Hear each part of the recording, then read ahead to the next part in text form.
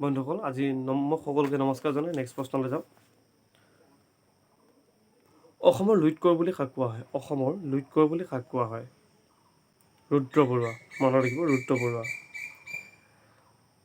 কোনখন জিলাত ভোৰতাল নৃত্য বিকাশ হৈছিল? সেয়া হ'ল বৰপেটা। গুৱাহাটীত প্ৰকাশিত প্ৰথম বাতৰি কাকতখনৰ নাম কি আছিল? আছাম মিহিৰ। ঠিক আছে, আছাম মিহিৰ। তাৰপিছত প্ৰাচীন মহাভৈৰৱ মন্দিৰ ক'ত আছে? প্ৰাচীন মহাভৈৰৱ মন্দিৰ তেজপুৰত আছে। বৰদলৈ ট্ৰফী কিমান চনত আৰম্ভ কৰা হৈছিল? 1952 চনত।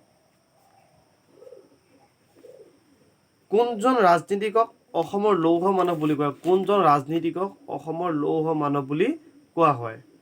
সেয়া হ'ল বিষ্ণুৰাম মেধি। সকলোৱে মনত ৰাখিব, কাক কোৱা হয়? বিষ্ণুৰাম মেধি। কোনজন শাসকক চিলাৰায় নামেৰে পৰিচিত? মানে আহোমৰ ক্ষেত্ৰত কৈছোঁ আৰু কোনজন শাসকক চিলাৰায় নামেৰে পৰিচিত? সেইজন হ'ল শুক্লধ্বজ। মনত ৰাখিব, কাক? শুক্লধ্বজ।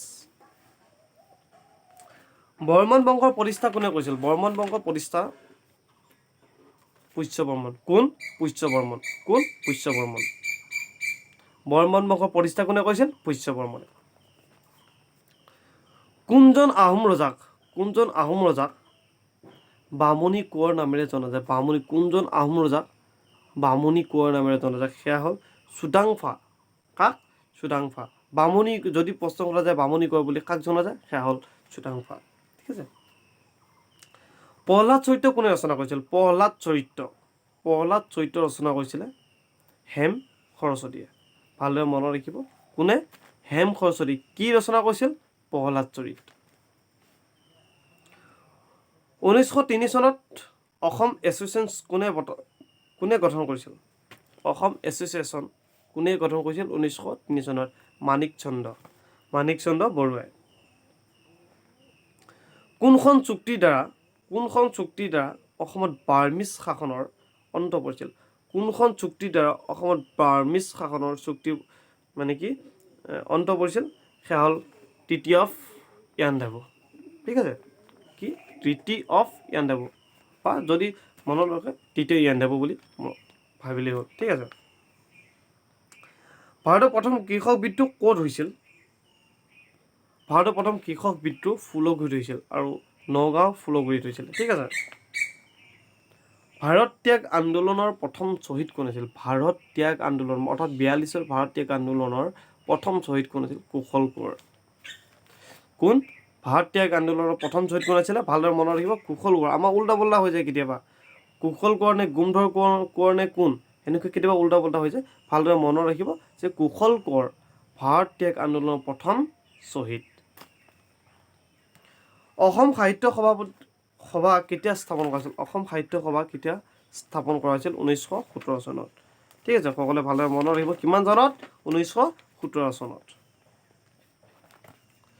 নেক্সট প্ৰশ্নলৈ যাওঁ আমি। বিশ্বৰ প্ৰথম মহিলা প্ৰধানমন্ত্ৰী কোন আছিল? বিশ্বৰ প্ৰথম মহিলা প্ৰধানমন্ত্ৰী কোন আছিল?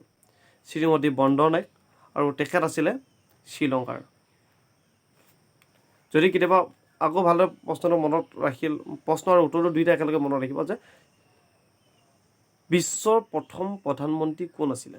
শ্ৰীমতী বন্দৰনায়ক, আৰু ক'ৰ আছিলে? শ্ৰীলংকাৰ। ক'ৰ আছিল? শ্ৰীলংকাৰ। ঠিক আছে।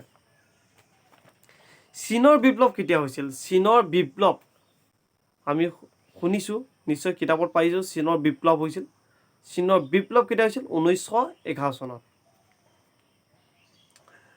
তাৰপাছত ভাৰতৰ প্ৰথম বিশ্ব সুন্দৰী গৰাকীৰ নাম কি আছিলে? ভাৰতৰ প্ৰথম বিশ্ব সুন্দৰী গৰাকীৰ নাম কি আছিলে?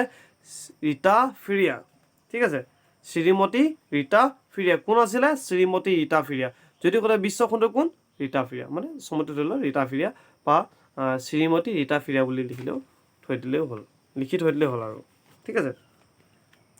ৰামকৃষ্ণ মিছন কোনে কেতিয়া প্ৰতিষ্ঠা কৰিছিল? ৰামকৃষ্ণ মিছন কোনে কেতিয়া প্ৰতিষ্ঠা কৰিছিল? সকলোৱে জানা ৰামকৃষ্ণ মিছন কোনে কেতিয়া প্ৰতিষ্ঠা কৰিছিল? সেয়া হ'ল স্বামী বিবেকানন্দই, আৰু 1897 চনত। তাৰপিছত পুৰী জগন্নাথ মন্দিৰ উচ্চতা কিমান আছিল? 142। আমি নেক্সট প্ৰশ্নলৈ যাম। ভাৰতৰ প্ৰথম ভূ পৰ্যটক কোন আছিল? ভাৰতৰ প্ৰথম ভূ পৰ্যটক বিমল মুখাৰ্জী। প্ৰশ্নটো কি কৈছে শুনক, ভাৰতৰ প্ৰথম ভূ পৰ্যটক কোন আছিলে ভাৰতৰ? সেয়া হ'ল বিমল মুখাৰ্জী। বগা হাতীৰ দেশ বুলি কোনখন দেশক কোৱা হয়? বগা হাতীৰ দেশ, বগা হাতীৰ দেশ থাইলেণ্ড। আৰু এটা কথা মনত ৰাখিব, থাইলেণ্ডৰ ৰাজধানী কি? বেংকক। ঠিক আছে। কোনখন দেশক চিৰ বসন্তৰ দেশ বুলি কোৱা হয়? সেয়া হ'ল ছুইজাৰলেণ্ড। ঠিক আছে, ভালদৰে সকলোৱে মনত ৰাখিব। আৰু কেইটামান প্ৰশ্ন আছে, মষ্ট ইম্পৰ্টেণ্ট প্ৰশ্ন। বিভিন্ন মন্দিৰৰ নাম আৰু ঠাইসমূহৰ নাম ক'ম আৰু ইয়াতে দেখা দিছোঁ যে